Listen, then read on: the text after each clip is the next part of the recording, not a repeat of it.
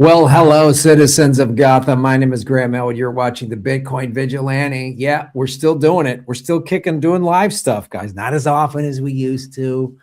We're working on raising money for a late night talk show, which is very, very exciting. And there's a lot of interest in it. It's moving forward quite nicely. But I still love talking about Bitcoin. And, you know, it's we're in a crazy spot right now. So like, share, subscribe. Let us know where you are in the world and in the chat and everything. I was trying to live stream on Rockfin. There was having some sort of tech issues today. I was trying to get that sorted out, but I don't know. Rockfin, what are you doing? Rockfin could have been this great spot for lefty progressives, but just now it's a right wing and wrestling and conspiracy theories or whatever. But you know, we love them. We love everybody over at Rockfin. We're very happy with what they're doing over there.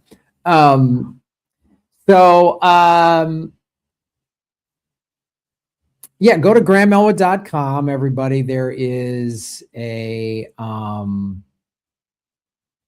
link to my GoFundMe there at grahamelwood.com. There's also a link to buy the Christmas album, A Socialist Christmas with Graham Elwood. So please check that out. So much fun making that album. And I've even posted some kind of little music videos for it on my social media. My social media is at Graham Elwood on all of them. TikTok, YouTube, Instagram, Twitter, or whatever you want to call it, X. I'm drinking lovely green tea. And yeah, what else is there? I'm going to be announcing shows in China in January. I've got a little tour through China, which I'll be doing shows in and around Shanghai, like Ningbo, Nanjing, I believe, and then shows in Beijing. So I'll be there for 2 weeks, and then putting together shows in Japan, in Tokyo and Osaka, the end of January. So those dates, as soon as I get those locked in, I will have those up on my website, grahamelwood.com. Subscribe to the newsletter. We just sent out a new newsletter. Yeah, you know, participate in the collapse of the American empire. So, you know, it's kind of cool watching an empire collapse in real time. Yeah, put that out there. So let's get right into it.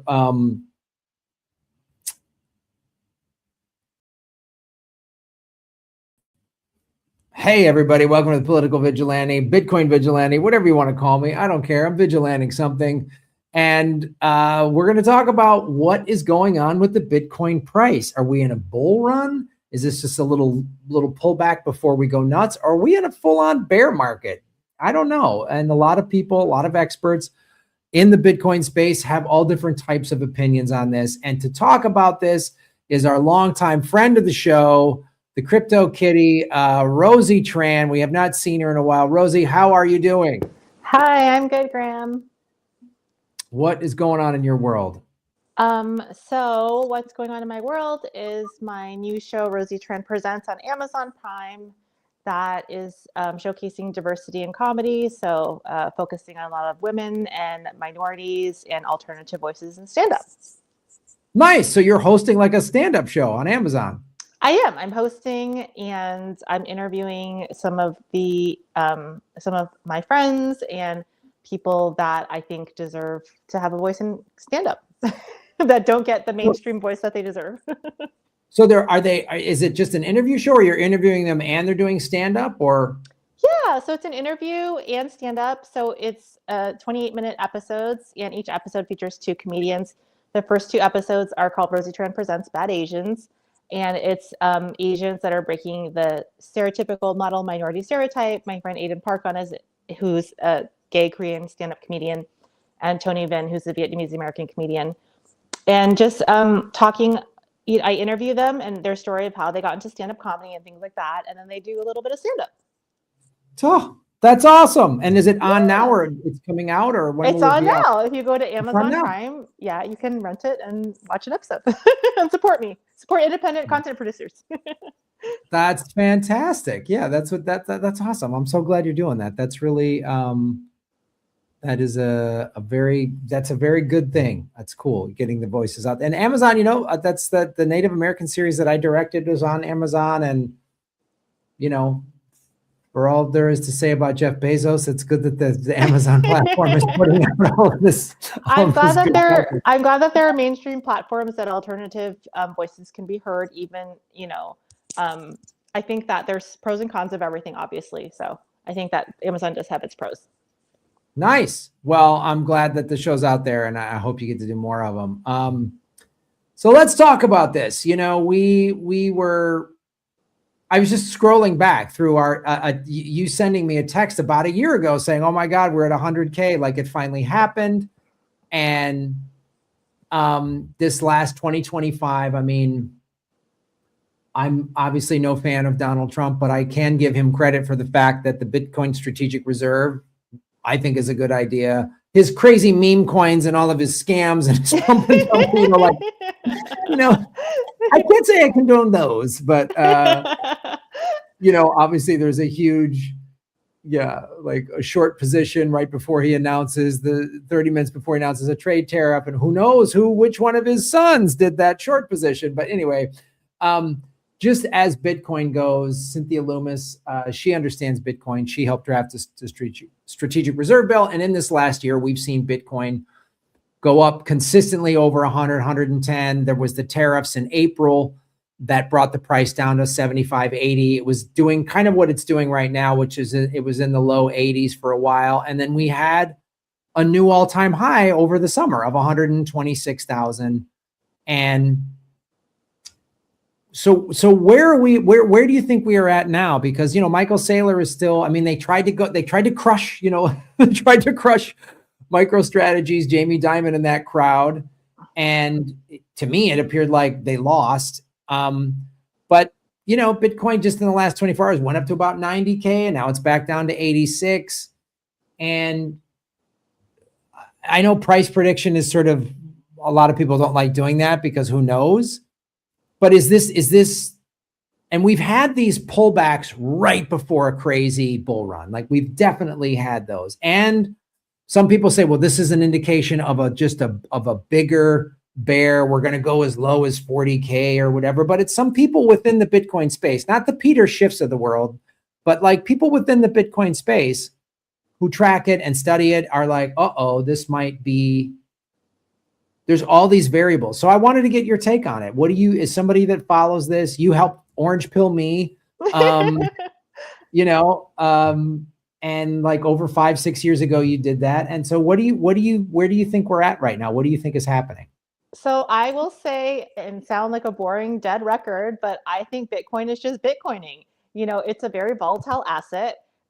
Unfortunately, or fortunately, the information that I've been saying, speaking with you about for the last few years is exactly the same regardless of price. So first of all, Bitcoin is super volatile. It is still an alternative asset. It is not a mainstream asset. If I go, hey, Graham, let's go to the supermarket, and we go to the supermarket and we go up to like 5 random people, 4 out of those 5 random people have no idea what Bitcoin is. They still have absolutely no idea what Bitcoin is. Or they're like, isn't that like a Reddit thing? Or, someone might know something about it. But 4 out of 5 people, if we go just, wherever we are, if we're in Milwaukee or if we're in Los Angeles or if we're in Miami, Florida, maybe Miami, you would have a higher percentage of Bitcoin people. But if we just go to a random grocery store anywhere and say, hey, do you know what Bitcoin is? I guarantee you the majority of people will be like, what is that? Isn't it like a scam thing? Is it internet money? And so we are still, even at 86,000 or whatever the price is today, at the very cusp of most people do not know what Bitcoin is. And so there's still a lot of people flooding into the crypto space going, oh my God, I heard that it went to 120, and buying and then freaking out and selling. And that is just the wave of Bitcoin. It happens every single time Bitcoin reaches an all-time high. A bunch of new people hear about it, their ears perk up, they jump into the market, and then they freak out. And so that creates a lot of volatility in general. So that's the first thing. And I've said this, I think, every time I've been on your podcast, and I'll continue to say it until we go to the supermarket and it's 4 out of 5 people know what Bitcoin is. No, it'll be when we go to the supermarket and we pay for our groceries with Bitcoin. That's when we'll know, like, oh, it's full adoption when, or as you say, at least 4 out of the 5 people understand it and own it, not just say something. Isn't that scam thing that they use for whatever, or that Sam Bankman thing, or that, like, yeah. So I'm sorry, go ahead. So that's my number one, I think, point is that we're still, you and I are still in the crypto nerds category, not like the everyday people category. And so, a lot of people still don't understand what it is. And because they don't understand what it is, a lot of people will jump in.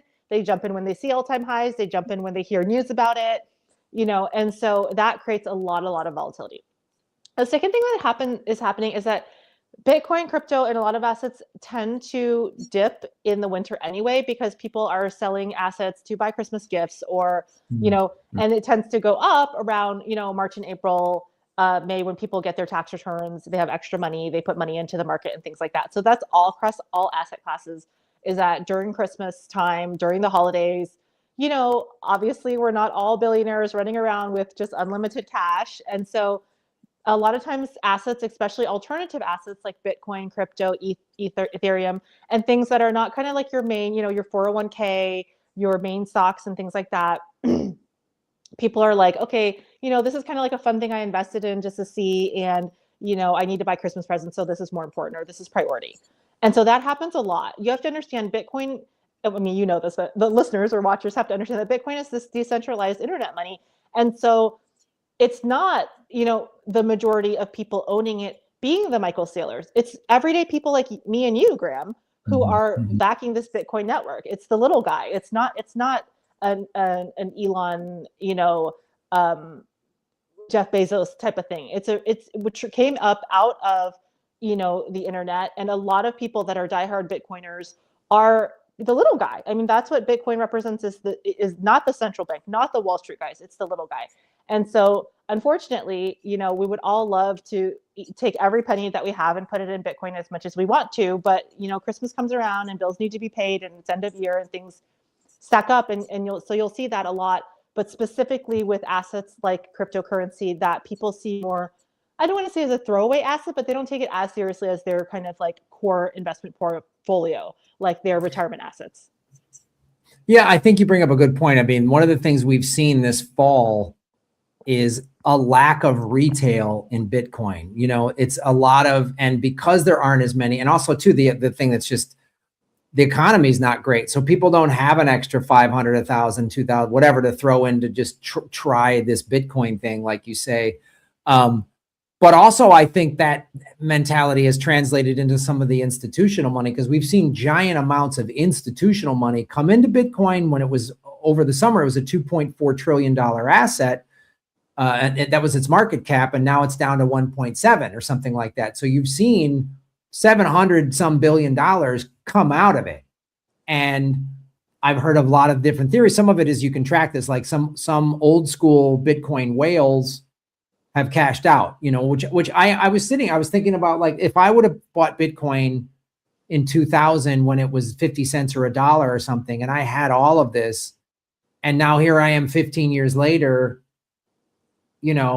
I'm older, I'm thinking about retirement. Maybe it's just like, I'm not going to gamble that Bitcoin's going to go to 1 million. What if quantum computing kills it or whatever? So I'm going to cash out. I'm going to sell half of my fat stack. And I think that there's some evidence showing that some big whales, some that have had large amounts of Bitcoin sitting in cold storage for years, have moved that. I mean, that's something you can track on the blockchain. You don't know the person, but if you see there's whatever 10,000 Bitcoin transactions move, yeah, you can see the transaction. So that's happened. I've heard people talk about that. Plus,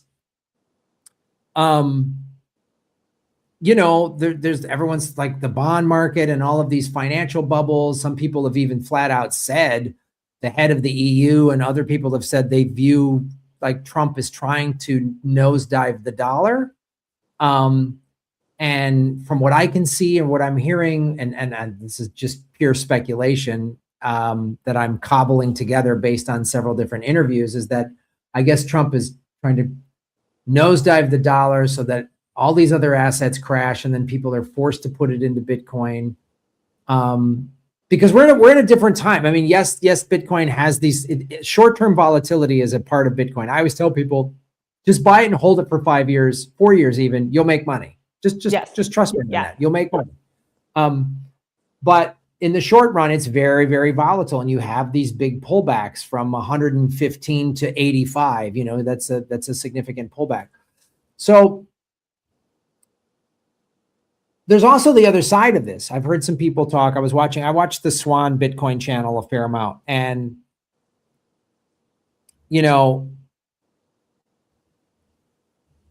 if the U.S. economy does like nosedive, which it could do, I mean, Trump is doing the exact same thing Biden did, which is the economy is great. No, it's not. I don't know who you're talking to. It's not great, but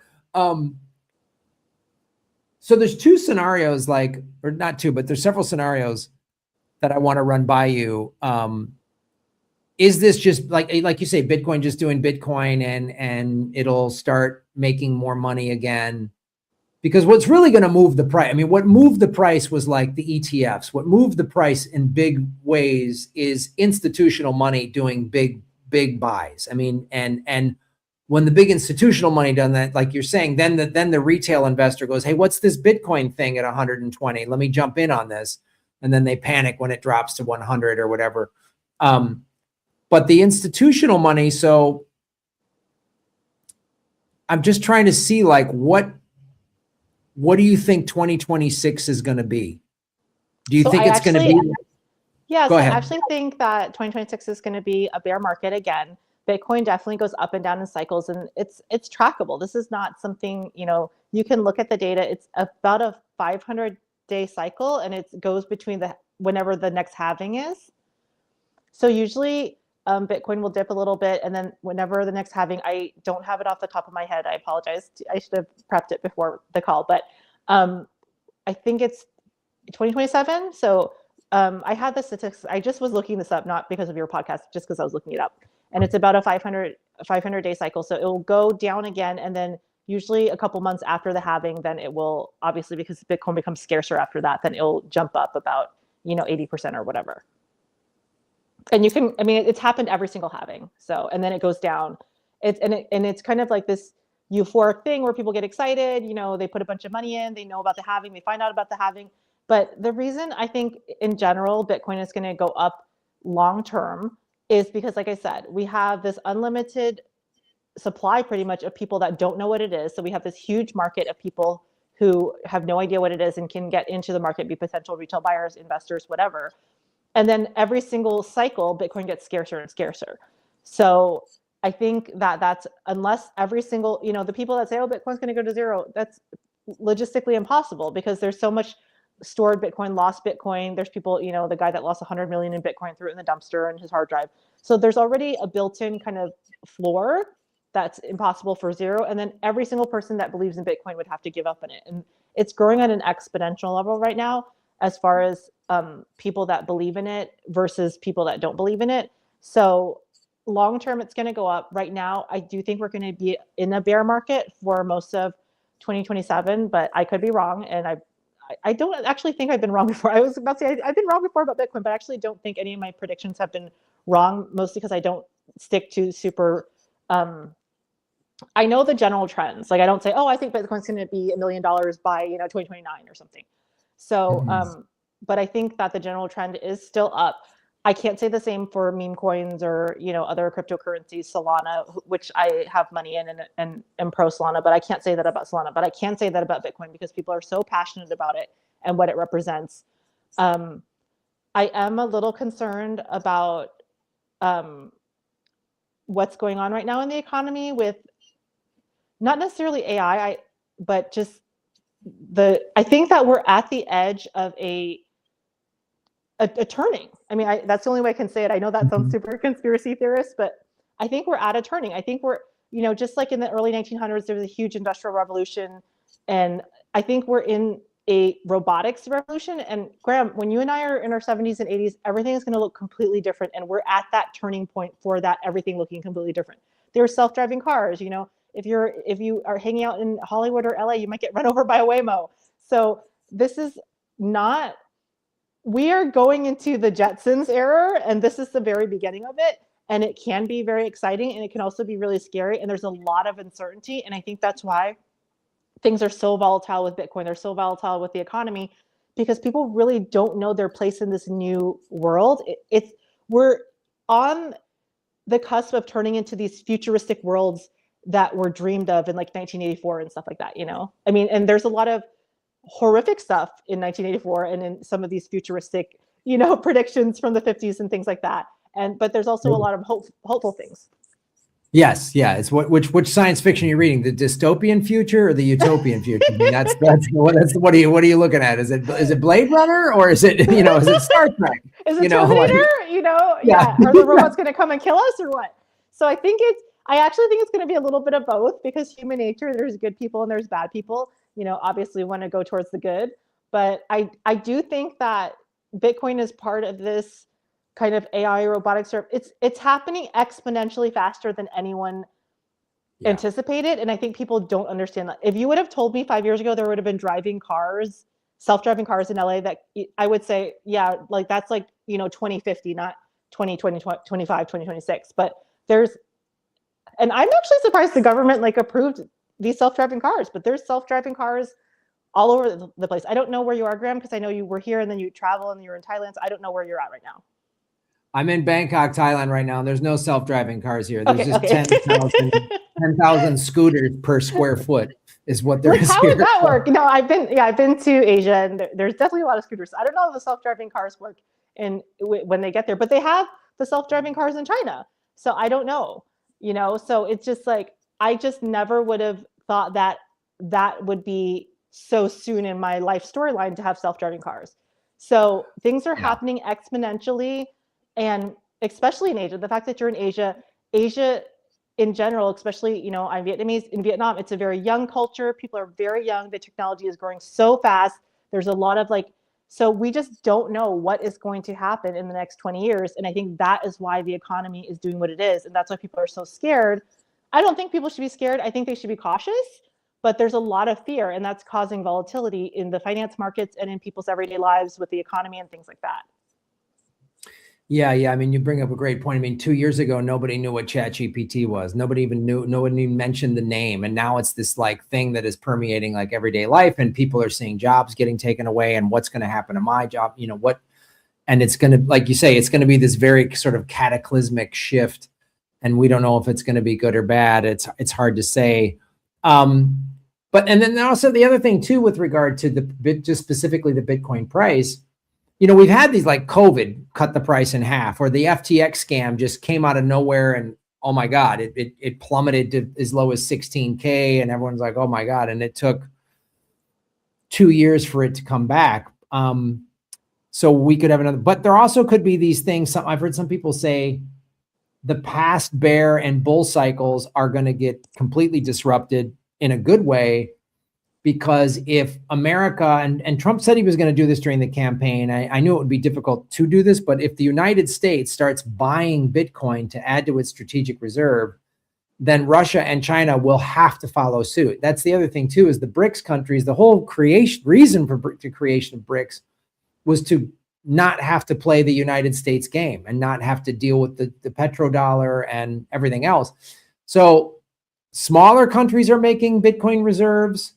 A couple of states in the US are doing it, but that's another thing that could suddenly just push the price into, we could just go into a parabolic, endless bull run, is if Russia and China start buying, so then the three largest economies on planet Earth are buying Bitcoin wholesale, the price is going to go nuts. And then everyone is going to jump in. I agree with you. My understanding is that China has been secretly buying Bitcoin. I don't know if that's true, but I had read reports that, so they kept banning it for many, many years, as you know, and every single time they banned it, there was large transactions on the blockchain. So it was my understanding, again, conspiracy theory, I have no facts backing this, but from things that I've read, that they would ban it in China and then the Chinese government would secretly buy it up when it would crash. So I wouldn't put it past a government to do that. I'm not super pro-government, but yeah, it'll be interesting to see, because if that happens, then the price could go nuts in a short amount of time. But then also, if markets collapse and everything, that could send the price really low, and then the price could then come back up. I don't know. Let me ask you this. Since you bring up AI and everything, the one sort of fear that I've heard from people within the Bitcoin space that understand it is quantum computers, right? They figure out how to crack the Bitcoin code. And some people say, well, the Bitcoin community, the Bitcoin network will put in stuff. I mean, this is way above my level in terms of like understanding this. I'm not going to pretend that I understand this, but just from what I've heard of people say, well, the Bitcoin network will come in and help prevent that. What do you think of quantum computing, and is it a legitimate threat to Bitcoin in the future? Yeah, I'm not that knowledgeable about it. Are you talking about quantum computing to figure out the blockchain, to get the blockchain rewards? Is that what you're saying? So that people can hoard Bitcoin? Yeah, or they can apparently overtake the blockchain and could start printing their own Bitcoin or something like that, disrupt the whole transparency of the system. Yeah. And if that happens, everyone would say, now Bitcoin is not this perfect money, it's hackable. And so then all the money would pull out of it. Yeah, I mean, that's definitely a possibility. Anything's possible. I mean, like you said, AI is just exploding right now. There's things that we never would have thought of a year or 2 years ago would happen. So computers and machine learning are learning at the speed of the entire world. So you and I, unfortunately, we don't have this unlimited knowledge, but what you can plug in these systems into basically the collective knowledge of every single person. That's what the data collection is about. That's why these AI companies are collecting data and machine learning, and they're getting smarter and smarter at an exponential level. It's something that you and I cannot do. We're human. We have human limitations, but you can take a program and make it grow exponentially. I mean, I don't know if you've seen any of these AI robots, but I've watched some of the footage from just a few years ago where they're very, very robotic, and now they can move like humans. They look like you. I mean, obviously they're in a robot shell, but it's actually pretty interesting stuff, and it could be used for good or evil. I mean, that's the thing. It could be used for, hey, maybe people that there's super dangerous jobs out there that people are constantly getting injured. Hey, let's put an AI robot and have it do it instead of a person that's going to get their leg soldered off or whatever. But it could also be used for, spying. I know, you and I are comedians. The joke, I always hear comments, oh, we're not going to need women anymore because guys are going to have their robot girlfriends, or we're not going to need men anymore because women are going to have their robot boyfriends. But I think that's kind of like a low level, way to look at things, unfortunately. I think that there could be an existential threat, but just like the atom bomb, the nuclear bomb, we've had these weapons before in the past, and society has come together to kind of temper them. So I choose to believe that there's good in this world and that, things will balance out. But regarding your original question, yes, it is possible. It's a possibility, especially with how quick AI is learning and machine learning is happening. But I'm still going to believe in the Bitcoin network. I'm not a coder. I'm not a programmer. So I don't know the security levels. Like you said, it's above my pay grade, but it's definitely a possibility with how quickly things are evolving in that space. And it's exciting, but it's also scary in a way. Okay, so I want to ask you this question because I was on Mona's podcast and she asked me this, and I know she asked you. But I want to ask you on this show is, how do you see, or do you see Bitcoin being involved in the entertainment industry? And if so, how? Yes. So I think this is one of the most exciting things for people. I think I've talked a little bit on your show about NFTs and things like that. It's just, so Bitcoin and crypto in general are part of the decentralized world. And I love the decentralized world. I love it. I love that I can co-produce a show, get investors and produce a show on Amazon Prime and have someone have access to my stand-up and some of my friends' stand-up. I love that. I didn't like the model where I had to go and get on my hands and knees and beg to Paramount and beg to Warner Brothers and beg to the gatekeepers and the gatekeepers and the gatekeepers, and for them to say no because you're not signed with this agent or you're not signed with this manager, so go F off. I didn't like that system. I didn't like the centralized system. And Bitcoin and crypto is the same way. Is creators can, just like you have this little sign up here that says donate Bitcoin to me, and it's a way for people to support.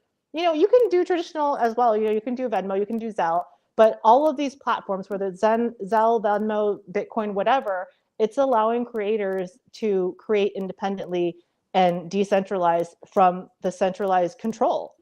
I don't want Uncle Sam telling me, what I can and can't do and taking 80% of my money in taxes and putting me in the slave system. And I do not like having to go on my hands and knees and beg to these giant corporate media conglomerates to give me a chance. So I'm for anything that is decentralized where the creator, the artist, has some control. And you can do that with NFTs through cryptocurrency. You can, mint your own comedy album and things like that, and make sure that you get residuals on it. And so that's what I love about it, is that it's a way for creators to create and get, basically the credit that they deserve. Because I've done a comedy special where it was under a corporate brand, and they basically made all the money and exploited me, and I didn't like that. Yeah, it is. I mean, my special Manifested that is available on iTunes, Apple TV. I paid for it. I cashed out a big crypto chunk that I had, and that's how I financed it myself. And I'm a director producer, so I was able to direct it and produce it myself, and then I got distribution on it, and that's been cool. I wish it was on a platform where people could just watch it and pay me on crypto. That's not there yet. That's something I've been trying to get, is like a streaming service type of thing where people buy it or rent it the way they do on Apple TV using Bitcoin, and then all the creatives' wallets are attached. So whenever it's bought, it just automatically, everybody gets paid, and it's completely transparent, and the streaming platform doesn't take the money and then give it out. It's just everybody gets their percentage. You negotiate the splits ahead of time, and so somebody buys your special for $10, the platform gets whatever, $2 of that, the director gets $1, like everybody gets paid, and it's fair. That's coming. So that's another thing. So we talked about Bitcoin and the price of it. So once cryptocurrency becomes more, and this is why we need the programmers, the developers, whatever, because the creatives in that field, because once it becomes more mainstream, it's just like the internet, right? So back in the day, you had to put like HTTP as blah, blah, blah, this long ass whatever, right? And now you can just put grahamelwood.com or whatever, and it redirects. So we just need that interface. We need that connector, that bridge from the crypto world, which is still like a bunch of like programmer nerds and like cypherpunks and things like that. And we need that bridge, which is happening right now, Graham, in real time and in the next 5-10 years, to the average consumer, to the average retail person, to the average investor, to the average person. And that's, I think, when we're going to see things really, really explode. So 124,000 a Bitcoin is amazing, but things are really, really going to take off once that bridge is built. And that bridge is in the process of being built. I really believe that. Yeah. I've talked to a lot of people in the Bitcoin space, and I think there's an interest in for that. And I think the entertainment, Hollywood doesn't get it yet, but they will when they start going. All it's going to take is somebody's going to come up with this platform, and some filmmaker is going to go, oh yeah, I get $1.50 per download, and it goes right to my account. And people are going to go, what? There's not like a distributor going, oh, sorry, I didn't make any money. Well, here's the thing too, that you're saying that's so true, is that there's a lot of really, really powerful corporate interests that don't want that to happen. Right. And so, the guy that is the middleman that says, oh, no, I need to take the money, and oh, you didn't make any money, and here's a penny out of the $100,000 that you made, whatever. Those people are making money. They're making money. And if someone's making a lot of money off of exploiting you and me, they're not going to stop. And so there's these huge, they're not going to stop. And so there's these huge corporate interests that are kind of like selectively ignorant to not allow that system. I mean, And look at a lot of streaming platforms. Streaming was supposed to be the antithesis of the cable network. No commercials, you pay, and you don't have to deal with the and now it's exact same. Now it's just streaming, but with commercials. I know. And then you have to pay more. You're already paying a month. You got to pay more to get no commercials. Like, it's just like you guys have just painted themselves into a corner, and it'll get blown up. Somebody will come up with something, but you're right. There is a lot of people. Yeah, so it was supposed to be the antithesis of cable. Hey, you don't want cable, you have to watch commercials, you have to do this, subscribe to our streaming. So then you would subscribe to your streaming, and then they hooked you, and there's no commercials, and it's great. And then all of a sudden the commercials slowly start coming in, and blah, blah, blah. And so there's very, very powerful interests that do not want that system to happen. The system is going to happen, but they don't want it to happen. And so it's the cypherpunks, it's the alternative media, like political vigilante, like Bitcoin vigilante, that's getting the message out. And every single message, every single person that learns about it, every single person that has an idea, and every single independent entrepreneur builds that bridge, Graham. Like, it's for real. I mean, you found out about it through me. I'm your friend. And then look what happened. So it's like every single person, it grows exponentially. That's what I mean by exponentially. Yes. I mean, I've definitely been censored and throttled, like, for so many reasons. But yeah, you make a valid point. Sometimes I feel like I'm like banging my head against the wall, but all it'll take is some big event to where, it might be the dollar collapsing, and then everybody goes into Bitcoin. Like every asset class will start collapsing, and then everyone will just go, we got to get into this Bitcoin thing. And then overnight, every store, every coffee shop, will suddenly start accepting it, and everyone will be figuring it out overnight because they'll have to. It's like nobody was doing Zoom meetings before COVID. You kind of did it, but now everyone's doing Zoom meetings. Yeah. Everyone's doing Zoom meetings. Nobody knew what ChatGPT was 2 years ago. Now everybody knows what it is and has at least used it once or twice. Everybody has at least tried it. I remember being in an office. I was working in an office, and I said, there's no reason for me to be here. I just do everything on my computer. I could just be at home doing this. And my coworker said, you would never be allowed to work from home. And 2 years later, I was like, okay. I was like, I mean, we're not doing anything. We're at an office. We could do this at home. It's just like on the computer. And so there's no reason for us to actually be here. And she's like, you would never be allowed to work from home, Rosie. And I was like, all right. And then 2 years later, everyone's at home. So. Yeah.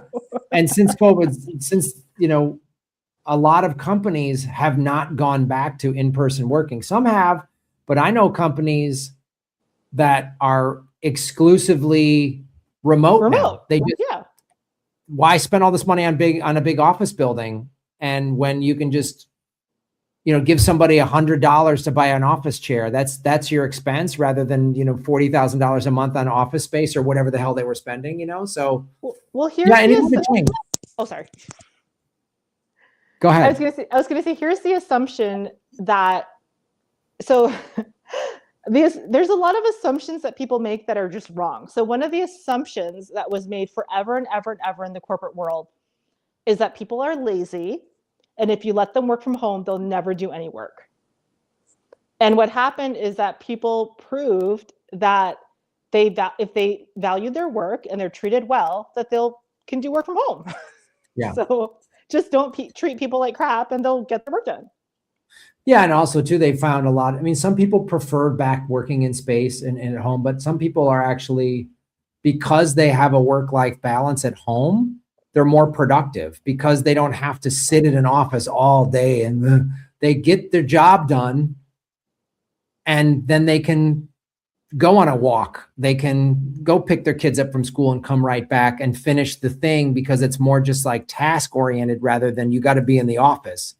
And it's a very interesting thing that people are they're seeing. So, all right. So you think, well, that's good. We think you think 2026 still going to be sort of a bear market, but who knows? Something could change it in the good way. There could be some event that makes all of a sudden everybody is throwing their money into Bitcoin because there's nowhere else to put it. I think in general, it's going to be a bear market. I'm trying to have, every time I have extra money, I'm trying to put it in Bitcoin. But I think overall the trend is up, just because that's where we're going. I mean, the Bitcoin strategic Bitcoin reserve, the fact that, like you just said, other countries are going to start investing in it as well. More retail investors learning about it. So the overall trend is always up. But right now, I think it's going to be somewhat in a bear. It's not going to be crazy booming. Oh, Bitcoin went to 300,000 today. I don't think it's going to be that. But Bitcoin has surprised more than one person at one time. That would be that's one of those things. Is like, I would love to be wrong. I would love to be wrong on that one. So, all right. Well, Rosie, thank you so much. It was great to see you again. And I'm so glad things are going well with the show on Amazon. Tell everybody again where that is, where they can follow you, where they can see all your stuff. Yeah. So I'm on Instagram. Follow my Rosie Tran Presents TV. That's my show. And on Amazon Prime. And I'm also Funny Rosie on X. I have been banned from Facebook. What happened? I got kicked off of Facebook, so I'm no longer on Facebook. What did you do? So I didn't do anything, but my girlfriend, we posted a silly video, and apparently it was too sexy. And I didn't know, because I don't go on Facebook that much. So they had sent us a notification that we violated their terms by being too sexy. And I could not remove the post because she had posted me, tagged me in it or whatever. We weren't being too sexy, Graham. We were not. I'm being serious. We were not being too sexy. It was a silly video. We were being silly. We were wearing swimsuits because we were trying to do clickbait. But anyway, I got banned. Well, I've never been banned for being too sexy, to my knowledge. I also, speaking of being too sexy, I also almost got kicked out of my dad's funeral in Vietnam for being too sexy. So I was wearing a knee-length, floor-length dress, Graham, but I had a V-neck collar, and apparently I was too sexy. And one of the monks felt I was too sexy and almost told me to leave. Wow. It was not low cut at all. I swear to God, it was not low cut at all. It was just a V-neck, but you're supposed to be totally covered up as a woman in the temple. So I was not totally covered up, and he told my brother I was too sexy, and my brother pulled me aside and was like, the monks want to kick you out of the funeral. You're too sexy. You need to go put a cardigan on. I was like, oh my God, I'm not too sexy. Again, I've never been kicked out of a temple for being too sexy. I go to Buddhist temples every week here. I love it. I meditate there, but I've never been too sexy. So I applaud. You're out there pushing boundaries, Rosie. I will show all your viewers the photo at the funeral. I was not too sexy. I swear to God, I was not too sexy, but apparently I was too sexy for the monks. So. All right. That's cool. Way to go. Good for you. But yes, follow me on Rosie Tran Presents. I'm not too sexy for Amazon Prime. And when we get this late night talk show here, you got to come out and be on it. Yes, I will. Yeah. So share it on your social media, because you're one of the comics I definitely want to have come out here. Okay, awesome. Guys, donate to Graham's raising of money for his Thai talk show. Yes. Go to it's called Hollywood East Tonight with Graham Elwood. It's East meets West. So come check it out. Go to grahamelwood.com for the GoFundMe link. All right, Rosie. Are you in Thailand full time? You're in Thailand full time?